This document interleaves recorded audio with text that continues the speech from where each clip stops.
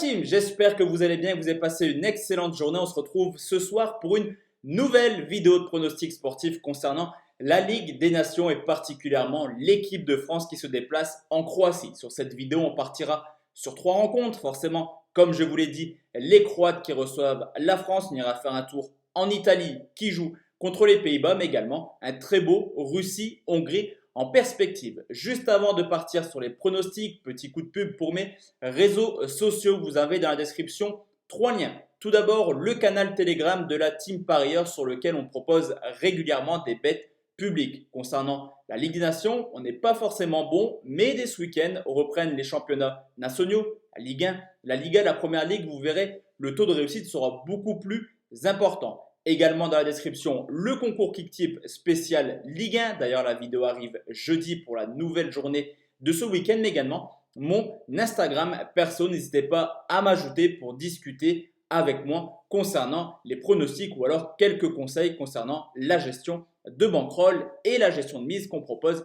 sur la Team Paris. Juste avant ça, attention la team à votre BK. Cette Ligue des Nations est très compliquée à pronostiquer. J'ai pas mal de doutes sur un petit peu l'intensité que mettent les joueurs dans cette compétition. Donc clairement, gestion de bankroll au maximum sur cette fin de campagne qualificative pour les demi-finales de la Ligue des Nations. Je vous l'ai dit, on part sur 3 pronostics. La team, on commence en Croatie qui reçoit l'équipe de France, 4e journée de cette poule où le 3e reçoit le 2e après 2 défaites inquiétantes contre le Portugal sur le score de 4-1 et contre la France sur le score de 4-2. On a vu des Croates enfin prendre les premiers points de cette poule avec une victoire demain contre la Suède. Concernant l'équipe de France, comptablement, c'est plutôt pas mal. 2 victoires, 1 nul contre le Portugal, mais dans le jeu, on a toujours cette difficulté à avoir une équipe de France qui a beaucoup de mal à proposer un jeu offensif assez léger. Cependant, c'est quand même une équipe qui marque pas mal de buts. À domicile, attention, venir s'imposer en Croatie, c'est jamais évident. Sur les 10 dernières rencontres, 8 victoires pour les Croates, 1 nul, 1 défaite. La Croatie a quand même reçu récemment l'Angleterre, l'Espagne, la Suède, mais également la Hongrie. Une seule équipe a réussi, entre guillemets, l'exploit de marquer 2 buts. C'est l'Espagne qui s'est inclinée sur le score de 3-2. L'équipe de France, quant à elle, a un très beau bilan à l'extérieur. 6 victoires, 2 nuls, 2 défaites sur les 10 dernières rencontres. Cependant, des résultats clairement à prendre avec des pincettes car l'équipe de France a affronté dans ce temps des équipes comme l'Albanie ou l'Andorre où forcément le ratio de victoire est un petit peu plus élevé. Au niveau de l'état de forme, je vous l'ai dit, les Croates viennent de s'imposer contre la Suède, mais également une victoire contre la Suisse en match amical. 2 matchs, 2 victoires sur le score de 2-1, alors que même si l'équipe de France est plutôt pas mal actuellement en termes de ratio de victoire, 3 victoires, 1 nul sur les 4 dernières rencontres, on a une équipe qui, quand l'adversaire est un peu plus fort défensivement, a beaucoup de difficultés à marquer. On peut témoigner un Giroud inefficace contre les grosses équipes, un Griezmann qui ne marque quasiment plus depuis maintenant 1 an et Mbappé qui a beaucoup de mal à user de sa vitesse contre des défenses bien regroupées. Alors certes, historiquement, la France s'amuse clairement contre la Croatie. Il reste sur 2 victoires sur le score de 4-2 et sur les 7 rencontres entre les deux nations, il y a quand même 17 buts marqués par les Français. Cependant, je pense que demain, cette rencontre sera également fermée comme l'était France-Portugal et je vais partir sur le fait que la France marque 0 ou 1 but, c'est coté à 1,54.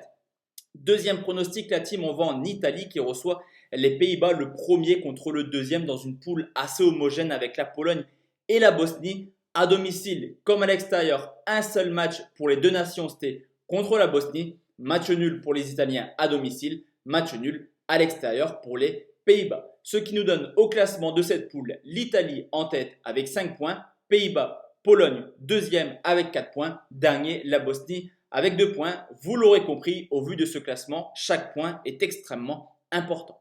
Au niveau de l'état de forme, une équipe de l'Italie qui est extrêmement chaude actuellement. Une défaite contre le Portugal il y a 2 ans en Ligue des Nations. Depuis 18 matchs sans la moindre défaite. 14 victoires, 4 matchs nuls et la dernière équipe qui est venue s'imposer en Italie, c'était la France en 2016, ce qui permet aux Italiens d'être sur une série assez impressionnante de 22 matchs sans défaite à domicile.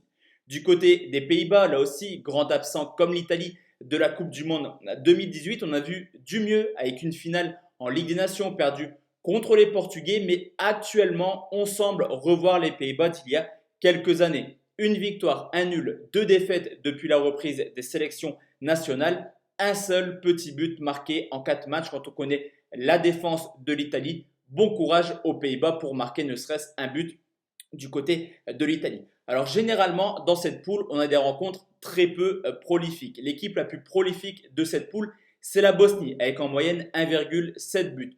Vous l'aurez compris, sur cette rencontre également, on devrait voir très peu de buts. Et ce qui est plutôt intéressant, c'est de regarder qu'historiquement, l'Italie a une grosse tendance à faire mal aux Pays-Bas. Sur les 10 dernières rencontres, 4 victoires pour l'Italie, 5 matchs nuls, une seule victoire pour les Pays-Bas. Sur cette rencontre, je vois mal les Bataves s'imposer en Italie et je vais partir sur un match nul remboursé si l'Italie s'impose, c'est coté 1,73. Enfin la team, le dernier match, c'est la Russie qui reçoit la Hongrie.